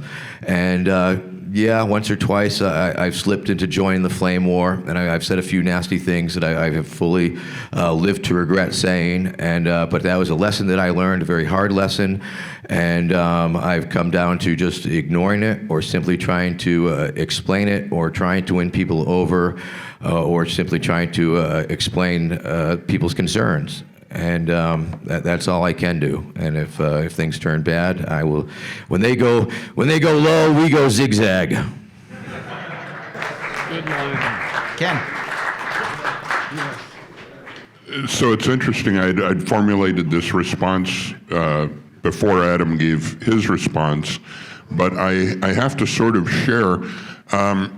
As some of you know, but I don't talk about it a whole lot, I am a Christian. And my faith is very important to me, but I don't believe it's something that I need to make you live because it's my faith. But the people who have been ugliest to me have been people of faith who accuse my faith of being false. I had one friend who said, if I'm running against Donald Trump, that makes me a tool of Satan. And I have to tell you, first of all, we can laugh about that. It's very hurtful. Sure. And I think that my fellow people of faith in this room who know what that's like know that that really does hurt. But there's really only one way that we can respond to that, and that's to keep on living a good life and just consider the source. Good. Thank you. Thank you. I want to let you know, if you're, when the straw poll is done, there are baskets at the front and the back to please put your vote in when you are done. If you are leaving early, by the doors, you can put them if you like. In addition, I want to go one more time from starting Ken going this way, if I could. There are 65 million people receiving Social Security in the United States, with about 12 million substantially dependent upon it. The system is now paying more out than it is in bringing taxes, and will still be unable to pay promised benefits. How would you deal with this? Well, the simple answer is we need to get rid of Social Security, but obviously we can't just flip a switch and take away benefits and harm people. We're going to have to phase this thing, and this is my point with Jacob's comment earlier. There are some things that we have to do in an incremental way because the system would not accept anything else. So there are people who are drawing benefits. NAP wouldn't allow us to harm those people who are drawing benefits. We have to somehow get them through that. But then the people who are not yet drawing benefits, they've invested in the system, we need to somehow return their investment or give them something for their investment. We got $200 trillion worth of land in this country. Maybe we do something with that. I don't know. But we need to phase this quickly into an optional and privatized program. Okay. Vernon? I concur, and I would have to point out that current recipients are most likely under the understanding that they have entered into a contractual agreement with this system and with the understanding that they would be able to draw upon it when the time came. So there is that. Of course, I do believe that we do have to transition to something else that is more sustainable, and that is why I'm introducing my Dog Food for Senior program. Thank you. There we go. Okay. Adam. I think it's a really important question for us to be asking in terms of messaging, because we can be absolutely 100% clear on principle that we want government to have nothing to do with this, that communities and nonviolent solutions, cooperative market-based solutions are going to be superior every time to what we get from the government. The question is, how do we transition to that? And I think everybody on this stage takes that challenge on. And I want to say, I think Jo is absolutely right when she says, we have to have compassion. We have to not pull the rug out from underneath anyone. And I think Jacob is absolutely right in presenting this ideal state that we should be getting to. But we don't have to choose between principle and pragmatism. Localization gives us both. And in the process that I'm proposing, we don't pull the rug out from underneath anyone. We have a transition that allows communities to come up with better plans, better programs. Because when they hear the extreme messaging, they hear, when you say, hey, we're going to end Medicare, we're going to end Social Security, a lot of Americans just hear, I'm going to die. And you have to be able to address that from a realistic perspective. And if you say, we're going to reform it this way, well, now you're up against all the impossibilities of getting a consensus on a specific plan. That's why localization, customization of government across the board locally, is the everybody gets what they want strategy and the easiest way to unite the American people around a libertarian policy. Sure, absolutely. Hold on, do you want to use your 30 seconds, or you want to wait till your time? No, my 30 seconds. Go ahead, please. How many 30 Just seconds? you have two of them. Take one, crumple it up, and throw it up. Fine. Perfect. Yeah, so you 30 put seconds. a dichotomy, which I think is a false dichotomy, of principled or practical. I would call my solution both principled and practical. I'm not suggesting, yes, let's just keep on going down with the Social Security system. And in a minute, I will answer, and I will explain how I have an immediate opt-out. But I just want to point out that I believe that my answer is both principled and practical in the same solution. Okay, great. Jacob, go ahead. Same question. Explain to me how these work. Anytime you want to use 30 seconds, crunch it and throw it up, and boom, you need to throw 30 more seconds up. Okay, so now here we And have... hold on, you can rebut anybody for that if you want to, for 30 seconds if you want to. What? I'm sorry. What? You can rebut anybody for 30 seconds if you want to. You still get a minute and 15 to answer. I don't want to use them yet. No worries. Start with Minute my 15. 1:15. Go ahead, please. Okay, so now we have the real demarcation point in this race. You've got Bernie Sanders running against Joe Biden, which is big socialism versus bigger socialism. You've got Donald Trump promising to preserve Social Security and Medicare. Two socialist programs. They were brought into existence by they originated among German socialists. And then you're going to have possibly a presidential candidate up there that's saying, oh, yes, we need to honor this contract. I'm with Democrats and Republicans on this. You could push the button today, which you should, to eliminate Social Security, and everybody would be fine. Anybody who suggests otherwise, especially a libertarian, is saying freedom doesn't work.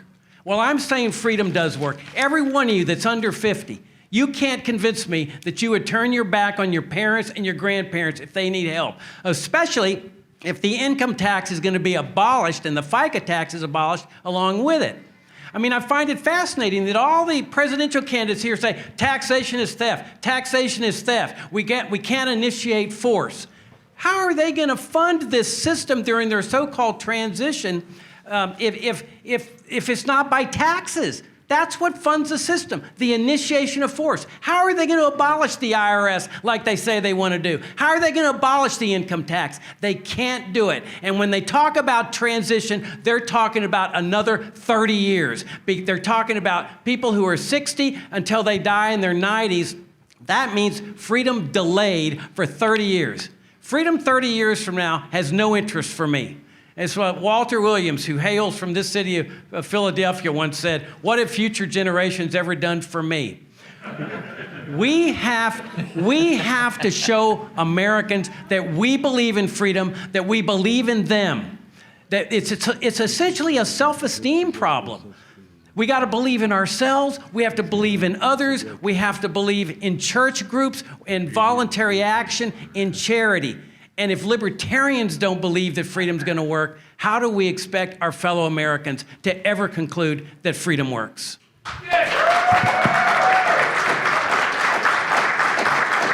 Sorry, Adam, go ahead. 30 seconds for Adam. Go ahead. There we go. Thank you. Go ahead, Adam. So I don't know if you meant to include elderly folks who are dependent who don't have families to fall back on, but that is part of the reality of the world that we live in. And Jacob, again, I think you're mischaracterizing the other candidates on this stage, at least myself, in terms of, yes, my platform is entirely in line with the concept of taxation is theft, because we're declaring the federal government bankrupt and all federal laws cease being enforced on day one. And for you to say something like that, I think it's really disingenuous, and I think you should have more of a team player kind of attitude here and building up the other candidates, not drawing some false contrast. 30 seconds to respond, Jacob. Adam, excuse me, but this is a debate. And the purpose of debate is to highlight differences. Under his system, he's establishing 50 sovereign governments, 50 federal governments that all have the power to institute Social Security, which is a straight stealing plan, legalized stealing. But that's the problem with his plan. He abolishes the federal government and establishes 50 new federal governments that have the power to do whatever they want, including seizing people's guns. Go ahead, Adam. You want to respond? Were you throwing your one out or no? Were you throwing the other one out? No, well, No. to respond to the Yeah, direct. please, go ahead. Yeah, so again, localization is the cure for polarization. I think this is playing their game. This is saying, I'm going to be a better central planner. Give me the ring of power, and I promise I won't turn into Gollum. If people want to live in a community based on their values set up to meet their needs, who are we to tell them that they can't have that system at the local level? I don't think that's libertarian. I don't think that's even American. We should stop taking on issues by issues and instead take issue with people thousands of miles away forcing their will on the rest of us. Time, thank you. Ken, go ahead. He was first. So Jacob, I'm just having a hard time believing I heard you say this. You admitted that the money was stolen from these people by force, the Social Security money. And then you say the government should keep it and not pay it back, that they shouldn't honor the commitment. I'm sorry. For those of you out there who are drawing Social Security right now, what Jacob is saying is you'll be fine if you stop getting your Social Security. No, I don't think so. Okay, good.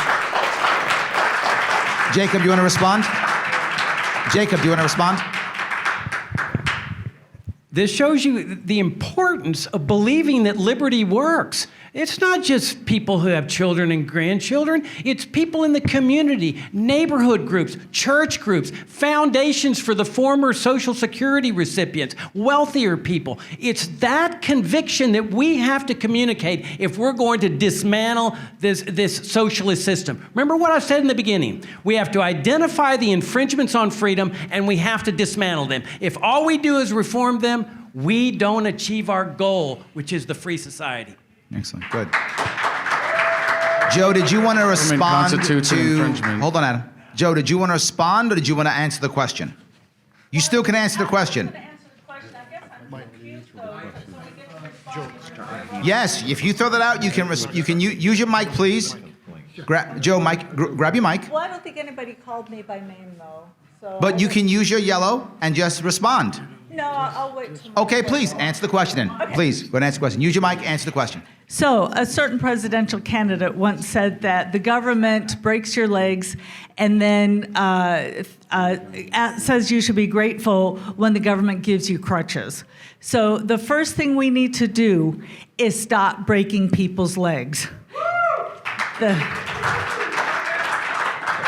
second thing, though, is we don't just take the crutches out of people. So to respond to what Jacob said before, absolutely the free market works better.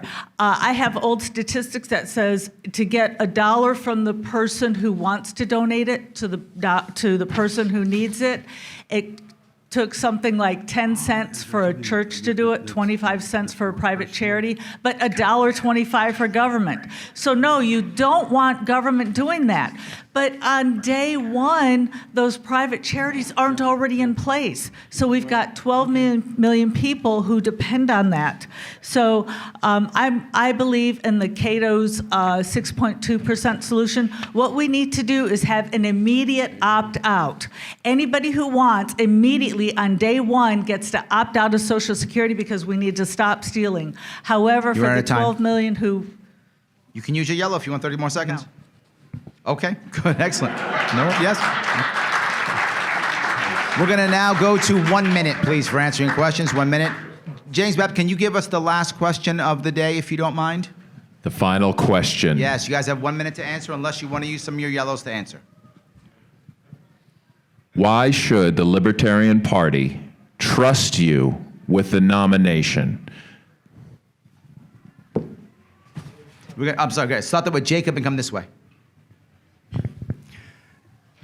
If you were to give me the honor of being your nominee, I guarantee you that you could go to sleep every night knowing that I am expressing what you're fighting for, why you come to these conventions, why you donate to this cause, why you're a member of this party. That you could always go to sleep knowing that what you're doing in your life, just being here, I would be expressing to the American people. And that's the opportunity I want to. These Democrats and Republicans, they're one party divided into two wings, and they need to be called to account, both of them. I reject this notion of reaching out to Republicans. I want to hold them to account. They are as responsible for the destruction of our liberty in this country as the Democrats are. And you entrust me with your nomination, you can rest assured that I will go after them with everything I have on their socialism, their militarism, their imperialism, their overall statism, because they need to be held to account for it. All right, sorry, I made a minor error. That should have been Vermin coming this way. I made an error, so Vermin, if you can keep coming. Should have been you going this way. Start now with Vermin. We're skipping you, Adam. You're going back to the last. Vermin, you come this way. Trust me. Go ahead. Just trust me. I have a moral compass. I have a moral center. And once again, I believe what we're putting out is a legitimate offer. And it's practically a contractual offer. I am offering my services as a candidate. And let me assure you that if you select me, that I will do my best to do you proud And that's all I can say. Thank you.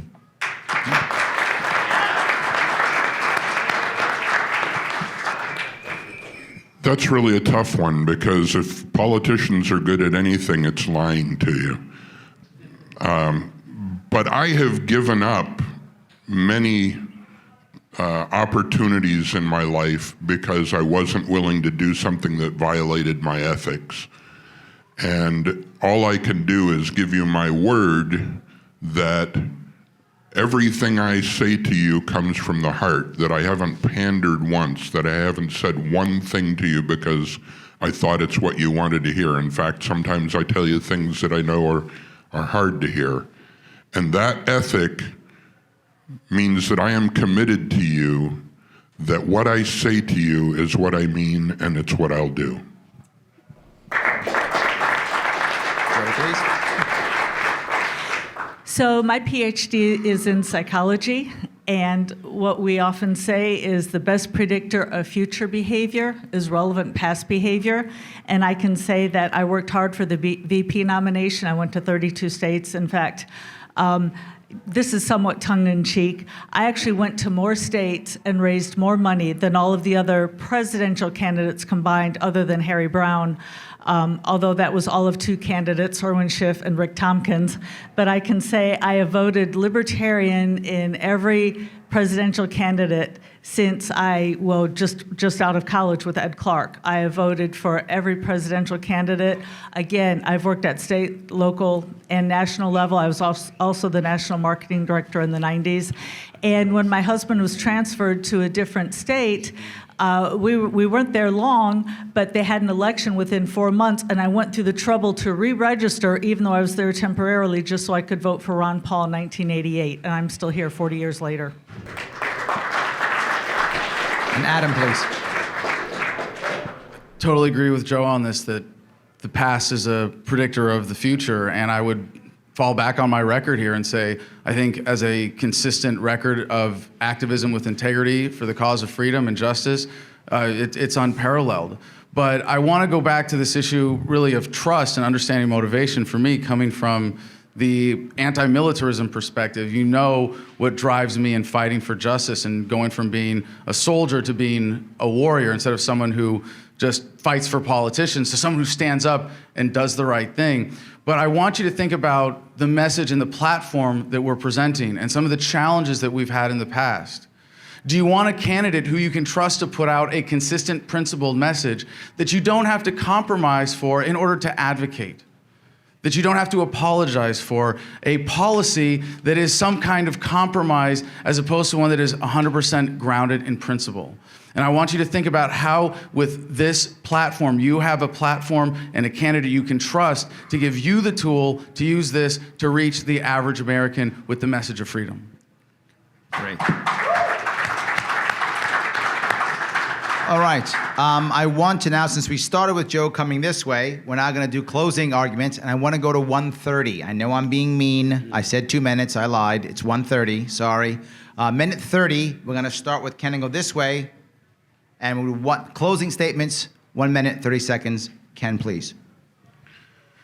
Well, I started by telling you that this is very personal to me, and it is. I can't even begin to tell you how impactful this campaign has been on my life, the people that we have met through the process. But I want to put a personal spin on it, and that is every day I look at pictures of my grandchildren, and that reminds me why I'm doing the thing I'm doing. This isn't for me. This is a hard thing that we do, but what I'm doing for my grandchildren, for your grandchildren, for the future.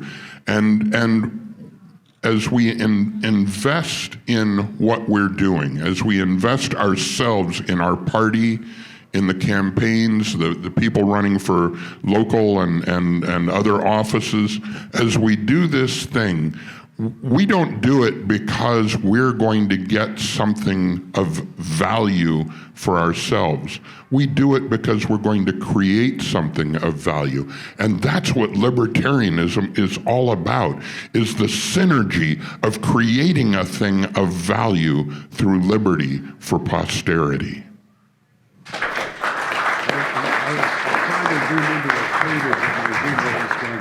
Please. Can the LP use humor as a weapon against the duopoly? I say yes. Can the LP use humor as an educational tool? I say yes. Can we use humor as an outreach tool? I say yes. I have been running a satirical humor campaign for over 30 years. I've been building an audience, entering the national zeitgeist, gaining a level of notoriety that I can legitimately make you the offer to the LP that I am the pragmatic candidate. I have a magic boot. It has allowed me to communicate with millions of people around the globe, amplify my free speech exponentially, and communicate with media from around the flat earth. Can a serious political party put up a perceived joke candidate and not have that poop stick to them? I say yes, it's all in the framing. It's a matter of owning it, owning the joke. Yes, hashtag, we are in on the joke. We are the Libertarian Party. We are a very serious party with very serious beliefs. However, the duopoly presidential election cycle has turned into a joke, and therefore with love and with spite, here is Vermin Supreme.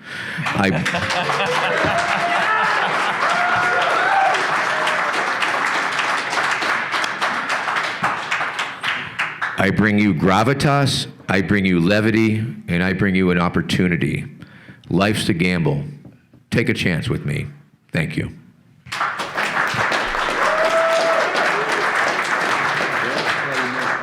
Please. So I think we've already established that people in this room don't trust the government. Is that fair? Yeah? Okay. So getting this down to a matter of trust. It's a matter of, do you trust government? Or do you trust your community, your family, yourself? Do you trust freedom? Do you trust that non-violence and cooperation will always be superior to coercion and authority and government?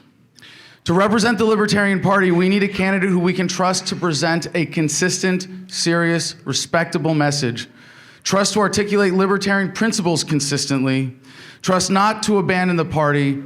Trust to represent the power of our ideals with the passion they deserve. This practical policy that brings people together is why last year a Republican state rep in Idaho accidentally plagiarized one of my speeches in a speech he was delivering to Republicans, and why I was endorsed by Ron Paul in 2010.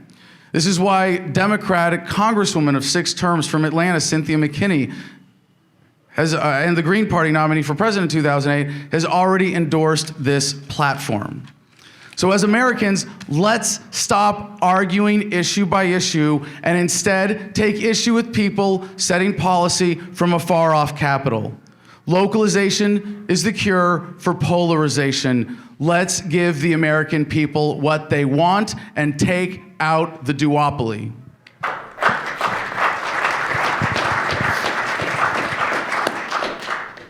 Please. With the ascendancy of Sanders and Biden in the Democratic Party, one thing is crystal clear, that a critically important issue in this campaign is going to be socialism. And Trump's already decrying the socialism of the Democrats, but here he is, doing what some other libertarians want, preserving Social Security and Medicare. Is that what you want on that debate stage if we hit that 15%? Or do you want a candidate that's going to go up there and say, you have destroyed family values in this case. You don't have, it's not compassion to use force. Force and compassion are opposites. The only thing that's meaningful is voluntary charity. People helping out on a voluntary basis. Children and grandchildren stepping up to the plate and helping, honoring mother and father on a voluntary basis.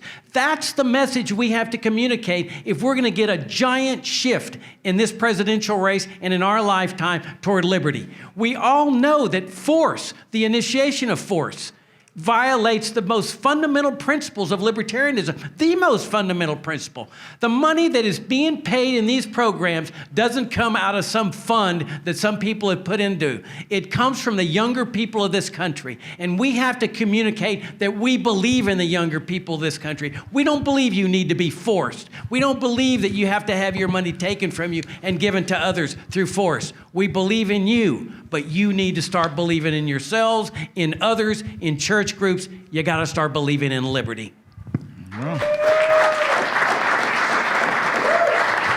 And finally, Joe Jorgensen. I mentioned earlier today that I'm sick and tired of being in a party that's often characterized as a bunch of angry white men who don't like to pay taxes and like to smoke pot. We are so much more than that. We have got to do a better job of showing how we can solve the problems and how we're compassionate. And let me give you an example. There was talk of Rosa Parks. Everybody thought she was a hero for standing up and refusing to sit in the back of the bus. What a lot of Americans don't realize, and what I've tried to point out, is that was a government-run bus. In fact, at the time, about 70% of the bus ridership were blacks. Now, if a private company did that, let's say General Motors or Apple, if they discriminated against the majority of their best customers, they would go out of business, as well they should. Unfortunately, the government doesn't go out of business. They just keep plodding along, and if they make any mistakes and they spend extra money, then they simply raise taxes.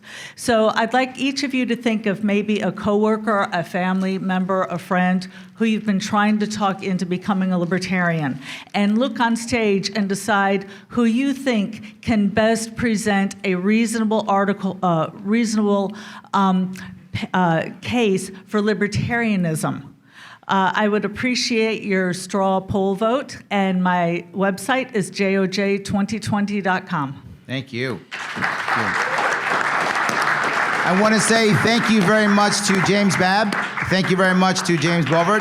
And of course, Heshem El-Megid, thank you so much for coming. Thank you. And of course, thank you to our amazing candidates. Don't forget your straw poll. And I got you out by 10. Thank you. Hi, once again, thanks for watching. If you like the video, please like, comment, subscribe, share it around, do all those great things. The big one, our big push right now is we're trying to break 1,000 subscribers, and that'll allow us to start live streaming stuff on YouTube and start unlocking other features for us. Once again, I would like to thank a number of members of the Libertarian Party of Pennsylvania, specifically Steve, Jennifer, Richard, and Kyle. You guys put on a great convention and a great debate. Thanks for allowing us to capture and edit that for you guys.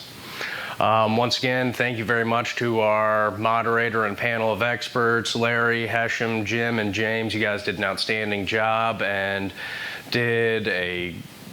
made sure that the candidates were asked challenging questions. Once again, thank you to all the candidates for participating, both the 5 that made it on the stage, plus everyone else who showed up. We were planning on supporting the North Carolina debate, but we just got word last night that that debate was canceled. So right now we are looking for work for April. So if you're a Libertarian Party state affiliate that's planning on hosting a debate, please reach out to us. You can contact me at john@3lproductions.net. That's my email. And once again, as always, if you appreciate the quality increase in these debates, it was through the contributions we've received from you guys that we were able to upgrade our soundboard. If you did notice, as candidates were running over their allotted time, because Amanda was keeping both time and running the soundboard, she did start to cut their mics a little bit. Luckily, we didn't have to do that too much. Once again, you can support us through paypal.me, 3L Productions, or we now just established a Patreon if you're willing to support us on a monthly basis. Once again, thank you so much for your support. We hope that these debates keep getting better. We hope that some of this panic surrounding the coronavirus calms down. Remember, everyone, wash your hands, cover your mouth when you cough. Once again, thanks for watching. Please subscribe. Please share these videos around, and hopefully we can bring some civility back to politics. Once again, thank you for watching.